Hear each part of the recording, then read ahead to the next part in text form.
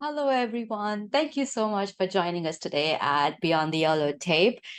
You might notice it's just me in today. Julian had some work, but he'll definitely catch up in the next episode. So today's episode is actually pretty special, and the subject of the episode is actually very close to my heart.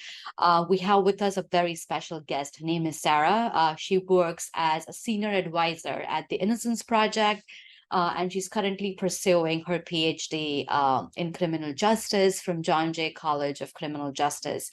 We'll get a lot deeper into what the Innocence Project organization does and what do we mean by forensic policy.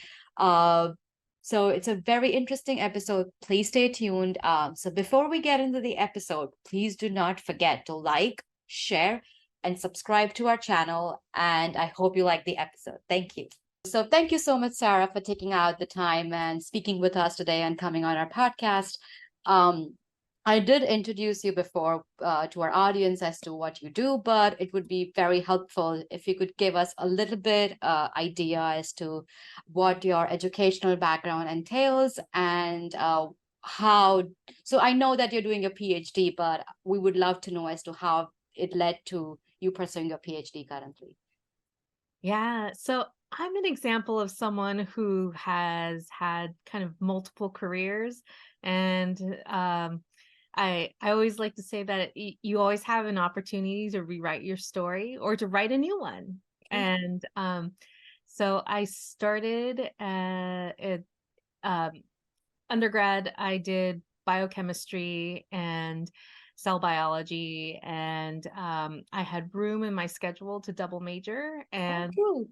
the communications major was amazing. It included social science, history, political science, and media, and so I learned so much, and I felt like the biochemistry classes were the ones that I took because I was supposed to.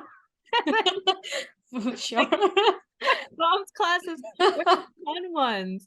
And I was really lucky because I had this opportunity to get like both left brain, right brain uh, True. education, and it's really um, it I just can't say enough how much it did for me in terms of inform my view and my ability to analyze and see the world. And so right out of college, I did a co-terminal master's in biology. So at UC San Diego, you could start taking coursework and do some work credits your senior year, and then you go full time your fifth year. Oh, true. Okay.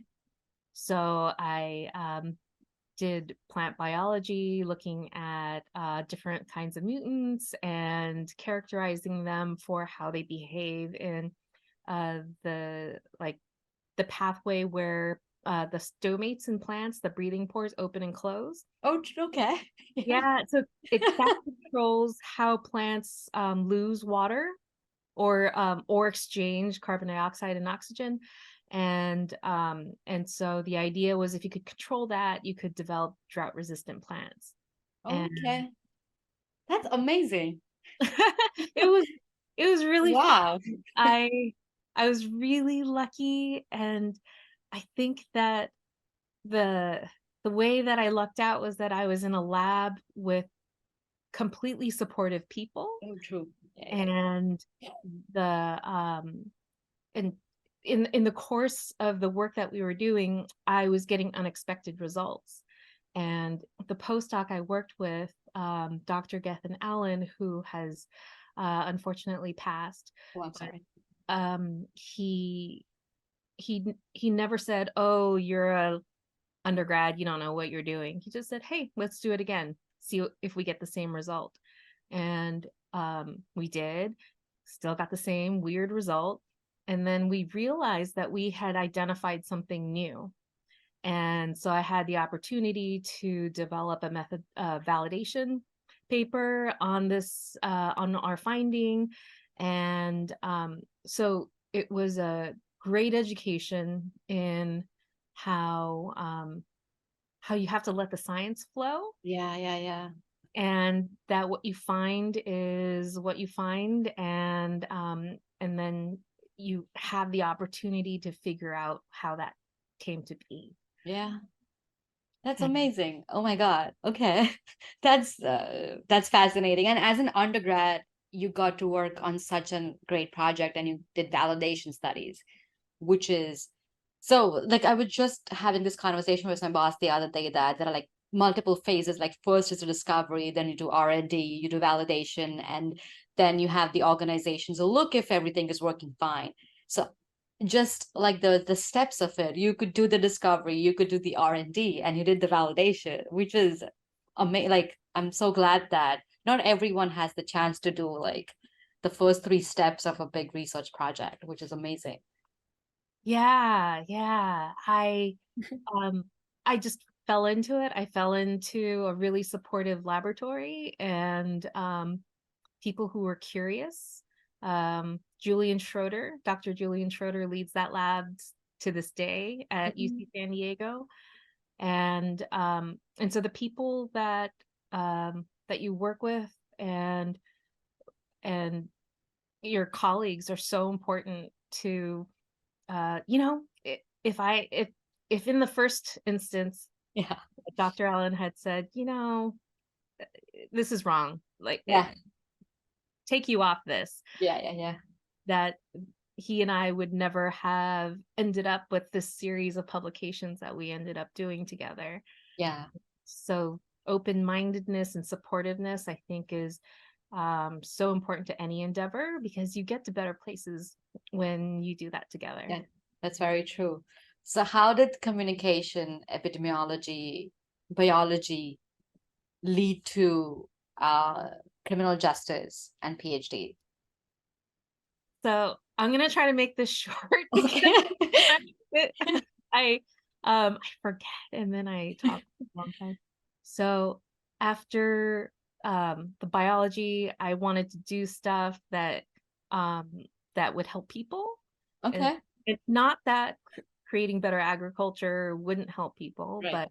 but um I wanted to do something health impacted, and uh but I didn't want to experiment on animals. And so epidemiology was just computers and data. And I thought, okay, great.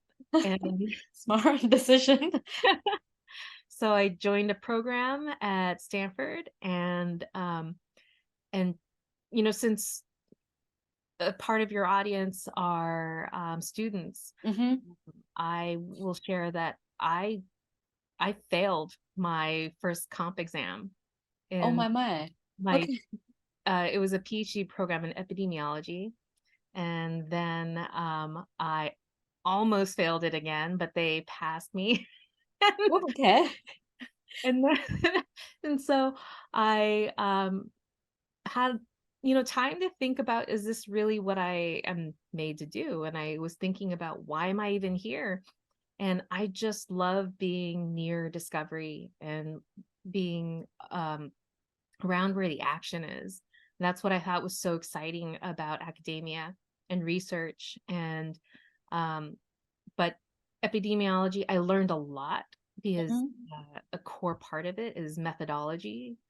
Um, I was not doing so great at the statistics at the time. I don't, I second that. It's tough. And so I wanted to push forward, because I'd never quit anything in my life. And this uh, Dr. Mei Wang, who's an epidemiologist at UCLA now, we had a conversation, and she said, this is a lot to go through if you aren't going to do this for work. Yeah. And it sounds like you're pushing through just to get the degree, but that your passions are elsewhere. And because I told her, I could read about politics like all day long, but you put, a epidemiology paper in front of me, and I can do it for so long. And then, I I gotta take a break. And so um, I'd been working with a student when I was at UC San Diego. I worked with a student group that was taking hands-on lab education to underserved schools. And when I was at Stanford, uh, I was with a group of medical school students who did the same to a neighboring school district. And then, so I thought, I'll apply to the Teaching Fellows program in New York City. So I came to New York. I taught sixth and seventh grade science Okay. for 2 years, and I wanted to change the system. And no one tells you that there's jobs in policy. And I just thought that why can't I change the system? And why is it that my students aren't getting the resources they need? And why you know, um, are they living in these circumstances that are preventing them from being able to access the kind of healthcare, the kind of education, the kind of housing that they need to succeed? And then I realized that I couldn't do that stuff in the classroom. And then at the same time, my student loans came due, and I went into the private sector. Oh, true. And then I came back into the nonprofit sector, and then eventually found the job at the Innocence Project. And it was there that I learned about criminal justice through my exposure at the Innocence Project. I hadn't done any work in criminal Mhm. justice at the time, and it was so about 10 years in that I applied to the PhD program at John Jay. So for those of you interested, John Jay has an amazing criminal justice program that and there's a full-time program for folks who are completely immersed in the work, but there's also a value for people who are practitioners. And so if you are working in the criminal legal system, there's also like a professional track where you take classes at night and you don't need to teach or do research assistantships. And um, and the program covers your tuition. Oh, true. That's amazing. Yeah, so I was able That's to wow. and do this degree at night and or other times. And Makes sense. yeah, PhD is not easy. and I'm almost done. That's So that's amazing. Like thank it's you. tough. It's so tough. It's extremely difficult. Kudos to you and the work that you have put in. But in that conversation, you mentioned Innocence Project. So there is no way I could not ask you that question. Can you tell us a little bit about the Innocence Project, like the organization, and what do they typically do? Yeah. So the Innocence Project is a nonprofit legal and policy organization. So our mission is to free people who've been wrongfully convicted and to put measures in place to prevent those wrongful convictions from happening in the first place. And so the first part of our mission is accomplished through the what I think most people see when they hear about the Innocence Project is the post-conviction litigation that my colleagues do that actually frees people from prison, or Okay. for those who may have already been released to clear their names and to re- return their innocence. Right.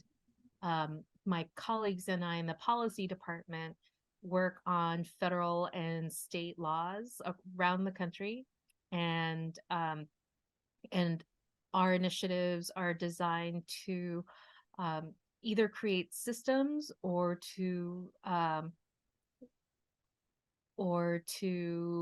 reform practices to ensure that that accurate and valid uh, evidence, whether it's eyewitness identification or forensic science, that there are systems in place to ensure the accuracy and validity of that kind of evidence, and with the ultimate goal of creating systems that would prevent the wrongful convictions from happening. That's amazing work. It's wonderful. But how would you select cases? Because I'm sure like there are so many cases and you would have so many appeals coming in every day that we want our case to be tried because whoever the person is didn't commit the crime. So what do you look for and what are the key factors that helps you decide on the case that you wish to fight for? My colleagues in the intake department Okay. do the incredible work of reading every single letter that comes in. Oh, And that's beautiful.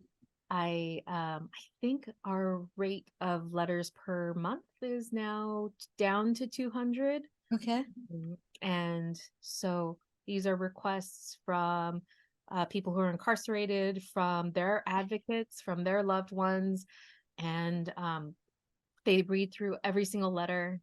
They send back questionnaires to gather information about the case, and then through the collection of documents and communications back and forth, they begin to build a picture of what the case looks like.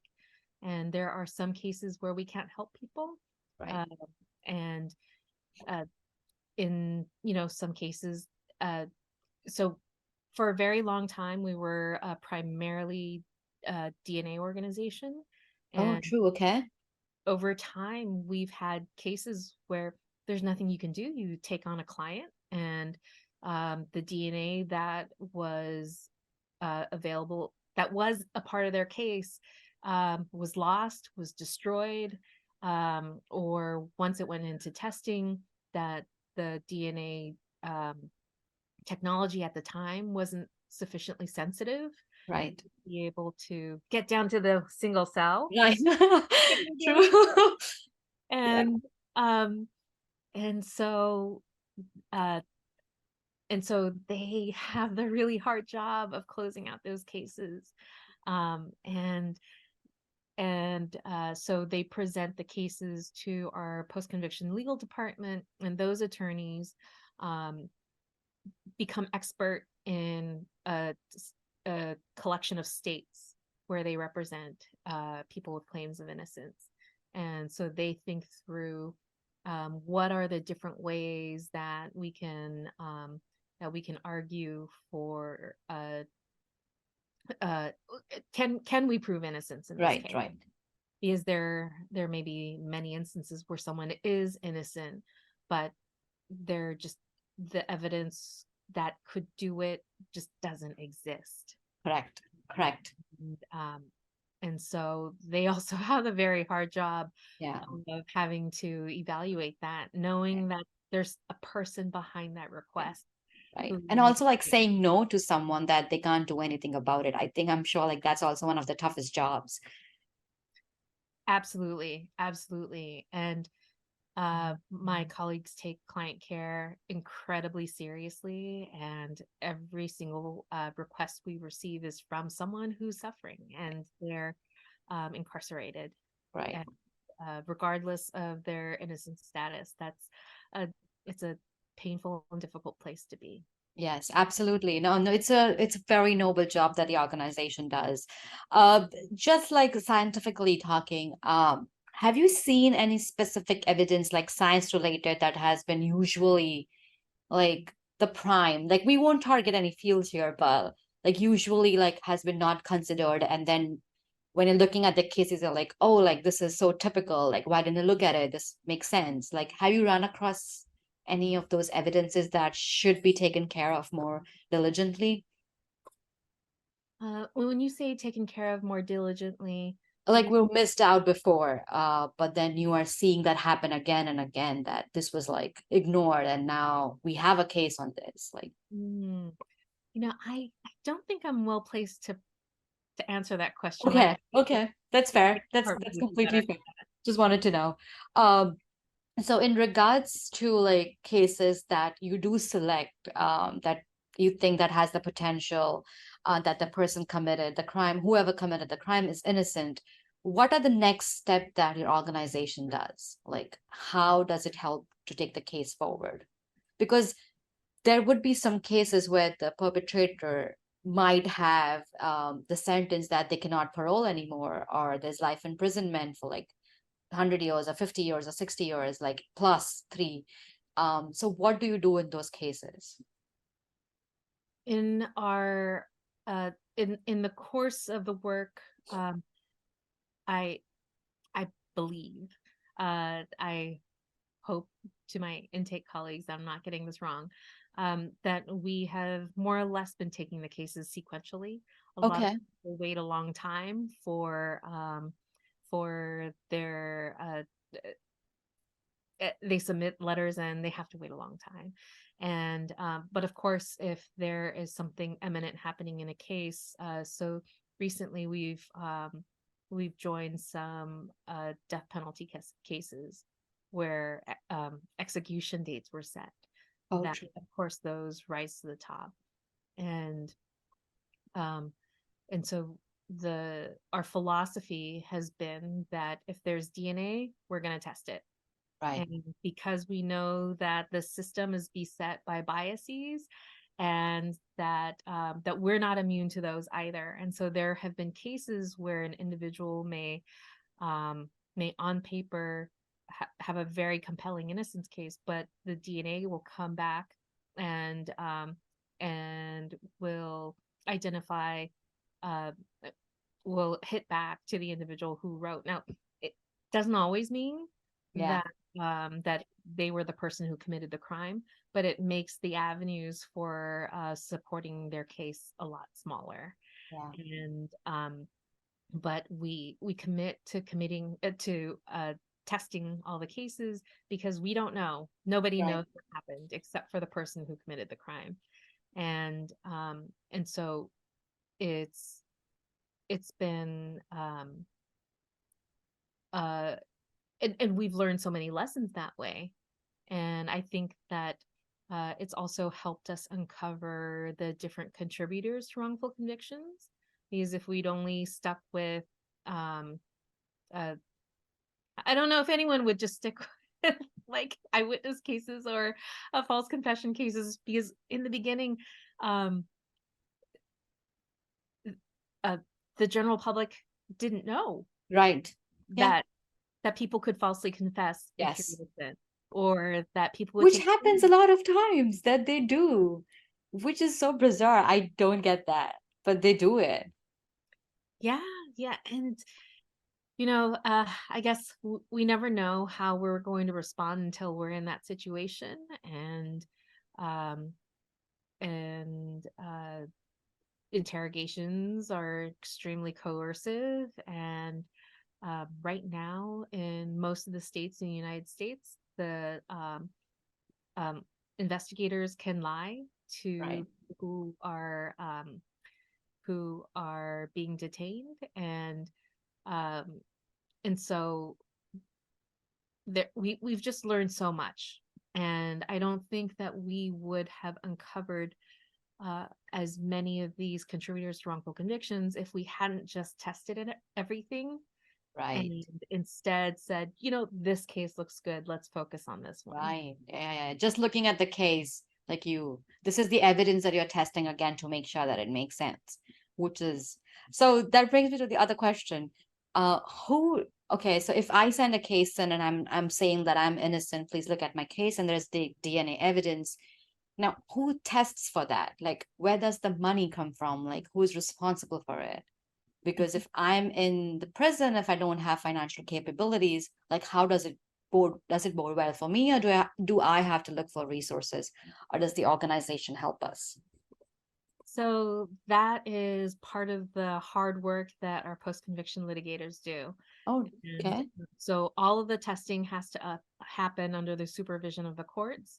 And so sometimes the courts will say, hey, you can identify an independent third party to conduct the testing, or the courts will say, uh, you need to test this evidence using the provider and the jurisdiction. Oh, okay, makes sense. And so a lot of that is dependent um, on the litigation process. Right, right. Okay, that makes sense. So you go to the court, you tell them that this is the evidence that we have. Could you help us run the samples? And then they decide how they wish to, if I got it right. Yeah, yeah. Okay, okay, okay. That makes sense. That actually makes sense. I don't know why I thought that I have to, like, I mean, like the person would have to take the sample, like somehow managed to get the sample from the police and get it run by a private lab. Like it was very convoluted in my head, but that makes sense. So when you have um people looking into the files or the evidence, um, it needs a certain kind of expertise to know as to what kind of evidence you're looking for, right? Because um, if it was someone who doesn't have the idea about like forensic protocols and procedures, they might miss out on certain things. So what kind of like what kind of workforce or like colleagues do you have, and what kind of job titles like do they have, so that it makes sense? I don't know, just to me and the audience as to who looks at our cases. Hmm. So our intake team includes case analysts and case assistants. They're the ones who handle all of the paperwork. They're also the ones who investigate these case, or they send the questionnaire, they collect the information, they look for all the documentation and piece it together. And in the course of their work, they've learned, first of all, how to even get all of these I files. know. Yes, thank you. Yes. How do you get the files? Yeah. My colleague Elena has been, she was with the Innocence Project back when it was a clinic at Cardozo. Okay. She has figured out every jurisdiction, what you need to do, who you need to write to, and what processes you need to go through to get transcripts, to get case files, to get police records, and so uh, they're the ones who dig through and then read everything that exists, and then develop a sense of, you know, is what the questionnaire said, is that possible given all of these circumstances that we were able to uncover? what what's reliable here and Right. be, and so they're the ones who do this work for people who are interested in these roles. They So it would come up under our intake department, their case analyst, case assistant roles, and we also have an investigations attorney that Okay. assists the intake department. And um and so having a forensics background is awesome because Right. uh we one of my colleagues, Celeste, is came from CSI, and so she had that incredible background already, and so that informs how she is able to review and read a case and think about, well, what else is missing, what else should be here, and does this make sense? Okay. Yeah, that's amazing. Oh, that's wonderful. So in regards to like forensic policies, so you would have seen that, okay, so you're appealing for cases for someone who is wrongfully convicted, but with all the experience you have had or seen in the organization, where do you think is the need for change in the policies, that you think is missing, or how is the Innocence Project working towards making that better? There It's a is loaded question. I'm so sorry. there's so much to do. I know, I'm sure. I have a list of 500 things, but yeah, I'm so sorry. It's such a loaded question. So we've chosen to take on certain chunks Okay, of the very big pie, cake, I don't right. know, of the giant ball of things that need to be done. Okay. Uh, they're The forensic science system uh, really needs advocates, Mm, and I have, you know, it just to go off on a tangent here. right. One example is how the hemp and cannabis laws were passed, Yes. and how states, after the federal government approved passed the bill. Then states took that on. In Texas, there were crime lab directors who testified and said, labs don't have the capacity to do that right now. Right now, we do qualitative identification. This requires quantitative testing. And yet the state passed it anyway. And if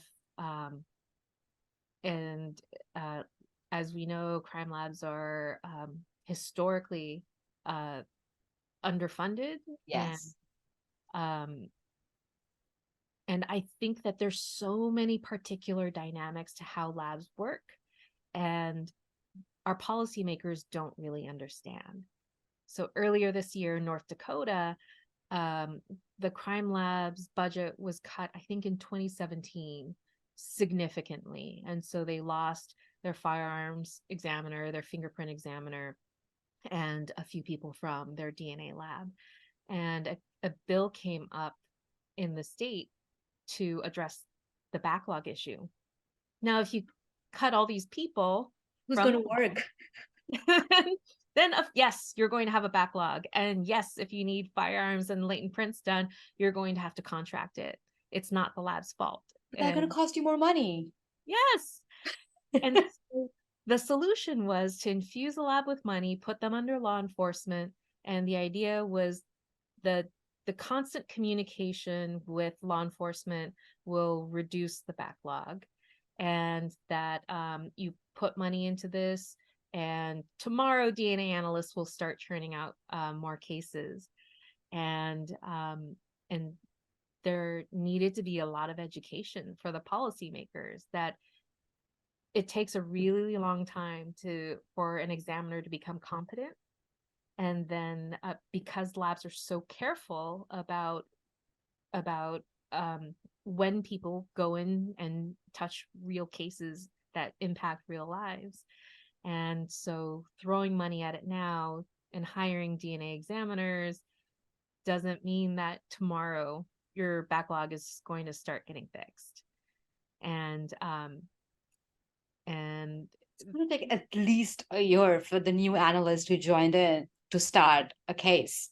So, and then you already have backlogs from that 1 year that someone started. So it's a never ending process that you're feeding fuel to. Ay, ay, ay.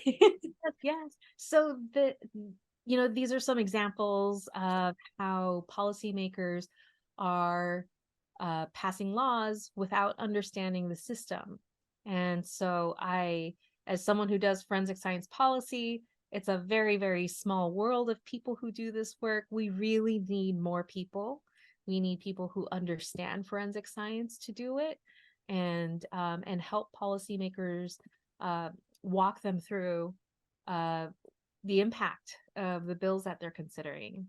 And I would love to work with anyone who's interested in doing that. So back to the topic of what the Innocence Project does. I was hired months before the NAS report came out. Okay. So that dates me. I've been here for almost 15 years. That's amazing. And so our philosophy when the report came out and we read through the recommendations was that we were going to be working on the recommendations that were the most upstream. So funding research, developing a research agenda, and establishing standards for the practice of forensic science. And then because of the work that we do, the litigation work that we do, the clients we represent, we also work on policy that relates to accountability. Right. So kind of at the end of at the very upstream and very downstream. So when a problem happens, how do those get addressed? And who gets to find out? It's not so clear. And Texas has a discovery law that runs all the way through post-conviction, and most states don't have that. And that's amazing. So, and you also have the Texas Forensic Science Commission that reviews complaints and disclosures from labs that is the accrediting authority for forensic science service providers in the state who provide evidence, and licensing, which is completely new.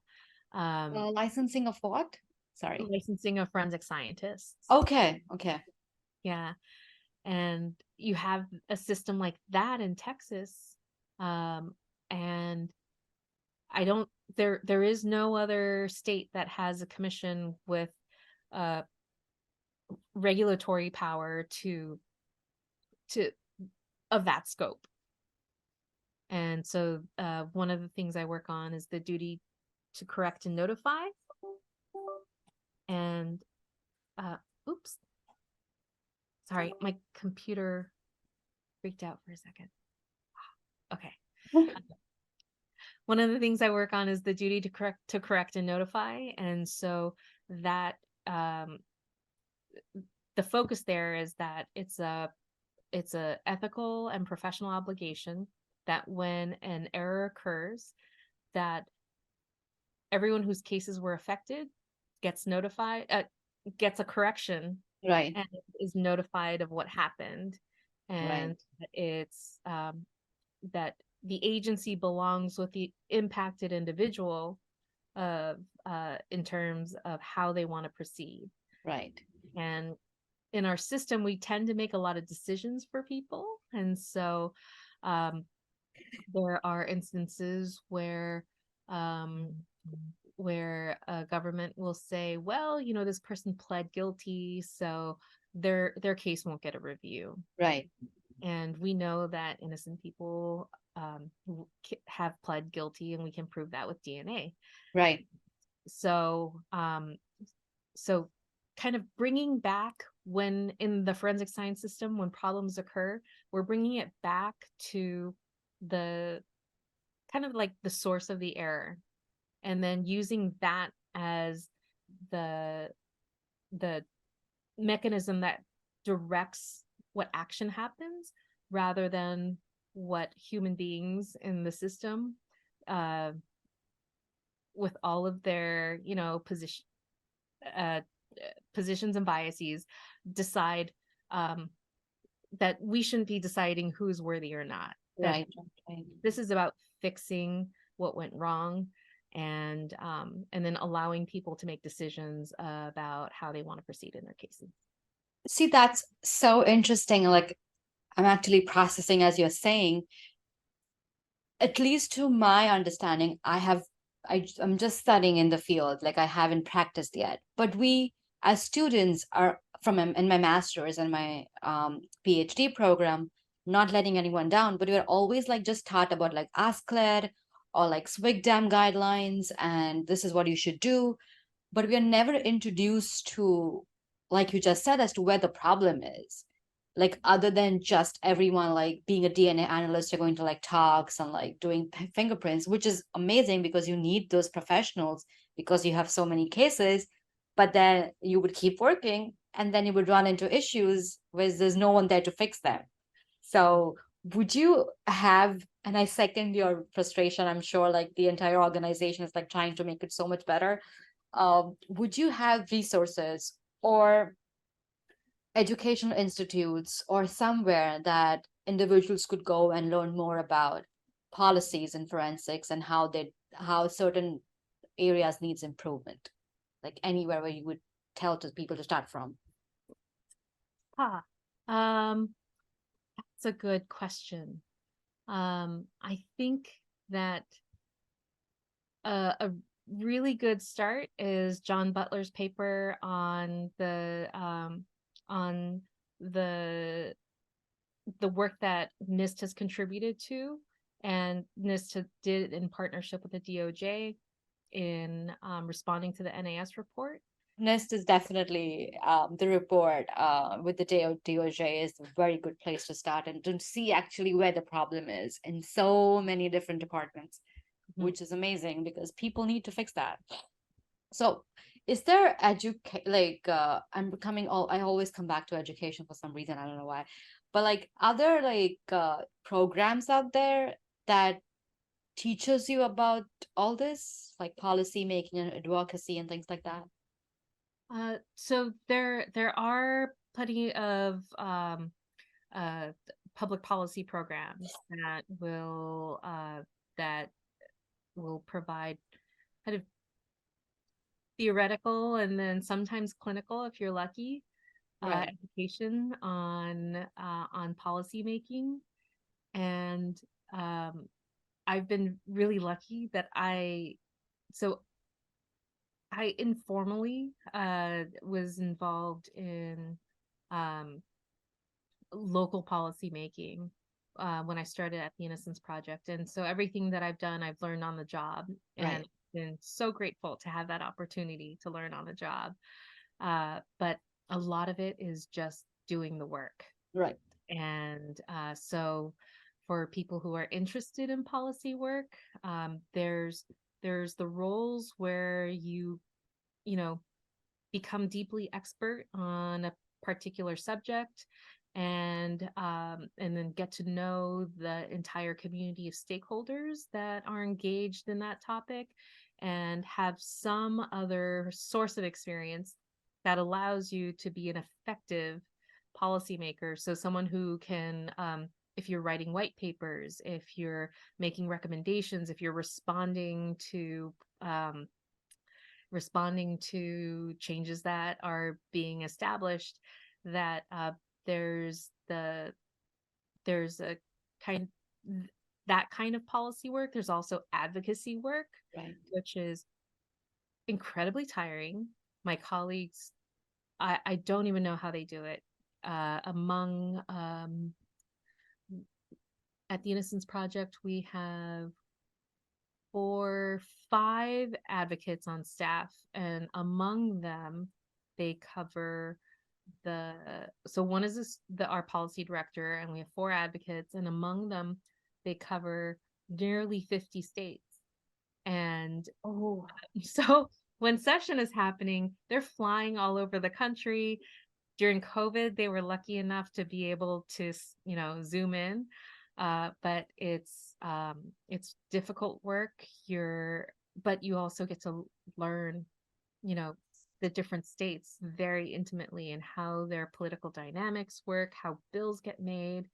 Um, Nebraska is a unicameral state, and so you only have to get a bill passed out of one body, rather than most other states where you have the equivalent of the Senate, the equivalent of the House, and the more steps there are, the more I'm opportunities sure. Yes. to go wrong. So it's an incredibly taxing work, and but it couldn't happen without the other, Right, because right. um, you need the experts who know the issues inside and out, and you need the people who can do the organizing and uh, and the kind of technical bill fixing. And so I work with all of these incredible and brilliant people. And that's how our policy department has been able to change over 250 laws across the country. Oh, wow. That was my next question. How many have you changed? Amazing. Oh my God. Yeah. That's incredible work. Like for the audience, it's a big deal. Yeah.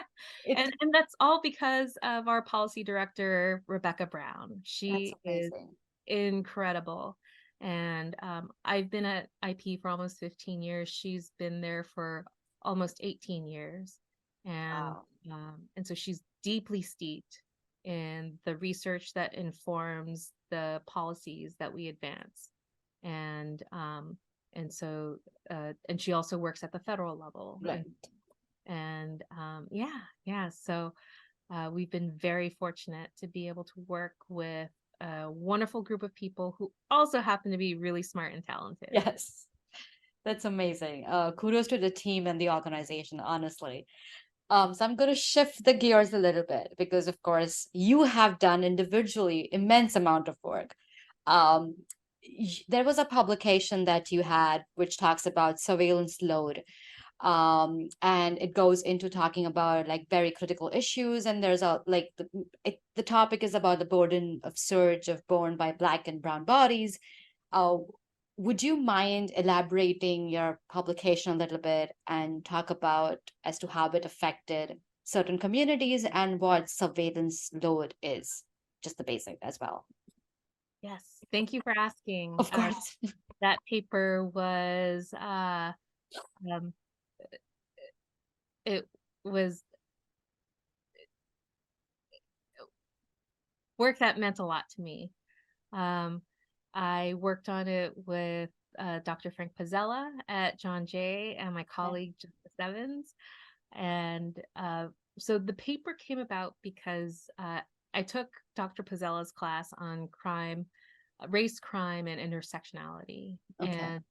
Um, and at the same time, my policy portfolio began to expand to biometric surveillance and just surveillance technologies in general.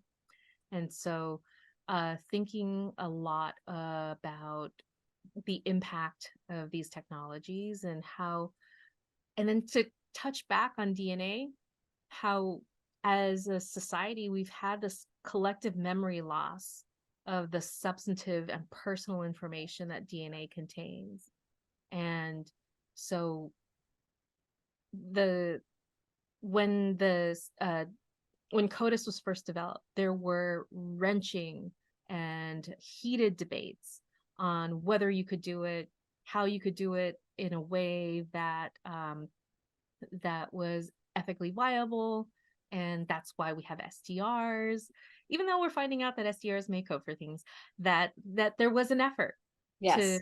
to make sure that that there was the a process that was the least invasive possible Correct. when using this very, very personal and private information. And and with surveillance technologies, they they they focus on our biometric identities, our uh, social identities, and as well as our geographic uh, Hmm. information. And so for some people, they're all aspects of their lives in those dimensions of their identity are constantly being captured by surveillance technologies. And when those technologies are being deployed, they're being deployed to high crime areas. Right. And that, so how do you determine what that is? And it's frequently where we send police. And research has shown that uh, when you send police and police make contact with people, that Hmm. you increase rates of arrest. And so rates of arrest are also what we use to determine if an area is a high crime area. And so you can see how there can be Yes, yes, yes, yes, yes. and so then you become a neighborhood becomes designated high crime. Then there's a reason for constant policing. There's a reason for more cameras. There's a reason for shot spotter microphones. There's a reason for gang databases. And the the focus of my paper was that we have a structurally racially biased criminal legal system that is driven by these types of data points. And then what ends up happening is that the historically over policed populations, primarily Black and Brown people, then become the focus and the bearer of all these multiple types of Right. technology. And so, what I was hoping to express was, on one hand, that uh, just the weight of it. So if you're getting all this data taken from you, and right now, when your image is taken from a camera, you don't get it back, and it lives somewhere, and it can be used for purposes that you'll never know. Right. And then it's not just the image of your face; it's also where you went between the hours of 7 and 10 last night. It's also the people that you're friends with. And um, and when you're targeting certain groups, then those individuals or those communities are going to have a disproportionate burden Right. of surveillance. And so that's one thing I wanted to express. And the other thing I wanted to express was how surveillance is, I wish I could remember. I got all heated. It happens. It's been a while. Okay, come on, brain. I can do this. Um, uh, uh, can't think of it right now, but um, I'll say that with surveillance load, anytime you have these technologies that take highly sensitive information, and this is true with DNA, it's true with all these other high-tech technologies, is that you need to think about who you're taking information from, how you're taking it, what you're using it for, and how you're going to secure that data Right. or expunge that data. We can always expunge as well. Yes. And who gets to make those decisions? And as an as someone who does policy work and who does a lot of work with commissions, the people who are the most greatly impacted by these technologies are never at the table. No. And how we are policed and how we are surveilled, that the answers to those questions have to come from from some assessment of our normative values. And if the people who are establishing what those normative values are a very small pocket of the population, and we leave all of these other people out, and all of these other people are the ones who are being surveilled, then the policies will never be just. Yes. And so one of the recommendations we make in the paper is for the creation of community technology oversight boards that would be kind of cheeky, composed of the Trinity. So it would be practitioners, and that would include people who serve the criminal legal system from all sides. Right. It would include the experts, so Mhm. researchers and the people who have subject matter expertise. And it would also include stakeholders. So those are community stakeholders and, most importantly, impacted people. And we don't do a good job at all of making sure that we loop in the voices and the needs and the concerns of impacted communities when we develop policies. And so the idea is that if these three groups are working together, that they can make decisions about what is the public safety issue that's the most pressing for you. So one example of, and then if that public safety issue is the problem, what would fix it? Right. I bet a lot of the time technology is not the thing that's, Not the answer. Mm-mm. and it may be making sure that people are housed, or making sure that there's after school programs, that there's so many things that we can do that would strengthen communities that we don't do. And technology, I see it often as a shortcut, Yeah. the way out of doing the hard thing that requires people. And so if you do need a technology to address that problem, then selecting it together, creating a plan for how it will be deployed, establishing a metric for what is just or equitable. We have Right. metrics for effectiveness, but we don't have metrics for how to assess if an outcome is just. Right. Right. So establishing those, putting that to this plan, and then deploying it, and constantly looking back and seeing, is this being implemented the way that we thought it was going to? Is it better? Is it worse? And there's always a chance to make a change. And there's always a chance to say no, and always time to pull something back. And we hear this narrative so often of, it's too big to fail. It's too big Yeah. to go back. We already spent the money. But if we had these processes at the front end, then we wouldn't be in the place where, oh, we've already spent all this money on robot dogs that nobody wants, but Mhm. we have them. And so now we're going to use them, and we're going to implement something that is going to alienate communities. Yes. Um, and so there in any aspect of how we live and how our government serves us, I think it's important for people to have access to the voices in power, that they have agency. So it's not just submitting public comments and never hearing back. It's being able to testify, being able to submit public comments, demanding a response, and for that government function in turn to be responsive and to integrate and consider, and the the the needs of our communities.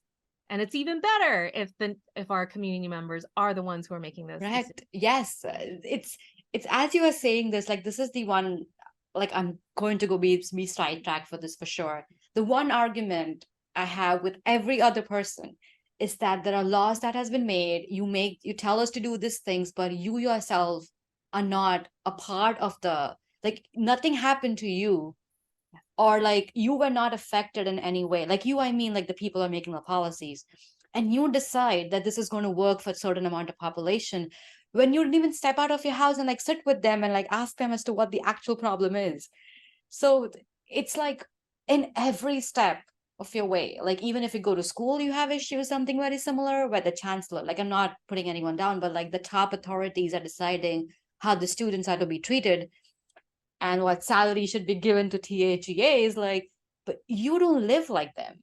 You Mhm. don't know what they need. And you just listen to like talks and then you don't do anything. Like that's something that I hate when like people are always like, okay, let's sit and talk, let's sit and talk. But then it's just talking. Like, Mhm. are you actually listening to what I'm talking? I think that that synapse doesn't hit in people's head. Yeah. That's it's just that's why I love the paper, like honestly, like amazing because it touches on so many things which is so crucial, but it's only being talked on and rarely does it get implemented. Like everywhere, like not only forensics or like laws, but like it happens everywhere. And then there has to be people like sit and listen and actually enunciate those discussions. Otherwise, it's just going to be talks on newspapers or articles or like, I don't know, publications. Yeah, and I think there's a real fear of, what if I don't like what I hear? I And know. Yes. and yes, that will probably be true. But when but what's missing there is trust, right? And you Yes. trust has to be earned, and it Right. comes through multiple successful interactions, even some that are unsuccessful, and then you work back from it. Correct. And all of that is about building relationships with people. Yes. So little of that happens, and it's very easy for the people, like you said, who are privileged enough in whatever way it is that they don't have to experience that the consequences Right. of that particular problem. Correct. And so I think you can never go wrong when you engage communities in how they are going to be governed, because it's their normative values that need to be honored. And so I mean, they're they're but uh I'll just end there. No, but I feel it. Yes, they were so true. I'm actually jumping in my head, but I can't show it online. But it does make sense. But hopefully, and also like I don't think so. It's all the negatives. Like there are people that are getting more involved and like trying to change, like you are, like stepping into the shoes of the people and like helping them out, and you seeing where the problem is. And the Innocence Project helped change like 250 policies. So that's change in some direction or the other. So which is amazing. Thank you so much for that. Um, I can see the time, so we're almost seven, but I'll just ask one last question before we end. Uh, I like this is one of my favorite questions. And even I'm graduating. Would you, as you have so much experience in the field and you have sit through committee, like different committee, like, oh my God, I'm going to ask that again. I got too excited. As you have so much experience in the field of forensics and also such a wonderful educational background, and have met with so many people in talking about like different policies and making forensics better in so many ways and helping people who are wrongfully convicted, would you have a piece of advice for new professionals or students who are graduating soon as to what's the one thing that they should do and learn from and should never forget? Mm. Mm-hmm. Mm-hmm. It could be multiple advices, but Unique. Um, well, the policy side of me, um, yes, I I always want so young people are going to save us. All of us old fogies who have gotten comfortable in our systems, we are, probably not the ones who are going to be impacted by, you know, what graduate TAs get paid, right? right, That that I hope that that students never forget that laws are made by people and that they can change. Policies are made by people. They're not sacrosanct. There isn't any magic to them. That we choose to incarcerate people for petty things because someone decided to make that law. Not right, because everyone believed that if you had a tiny morsel of cannabis in your possession that you should be sent to prison. And we see how the laws are changing now.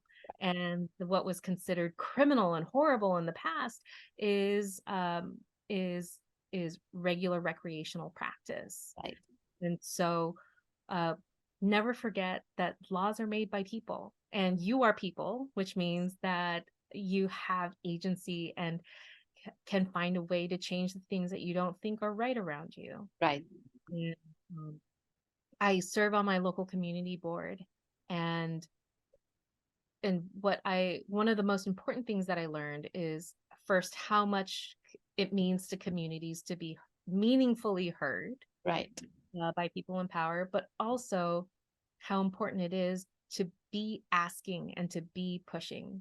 Because if right, you're asking and you're not pushing, then there's no reason for anything to change. And as young scientists going into crime laboratories, or maybe some folks will end up going to law school, or maybe some folks will become elected officials or crime lab directors in the future, that you'll see things around you that that that you may think needs to change. And and and you're the only one who can make that change. right, Now, of course, you can, gather and organize and all of those things and take all the steps that you need to take to be as effective as possible. Um, but I truly think that the students of today are um, are going to save us, and that you will be coming up with the solutions that we haven't been able to come up with. And so I just hope that um, before you're like arthritic and crotchety like me, that all of this energy that you have coming out of school and the excitement and the vision and the energy to do things that you do, right. because it's things won't change unless you do. Right. That's wonderful piece of advice. Thank you so much. Thank you.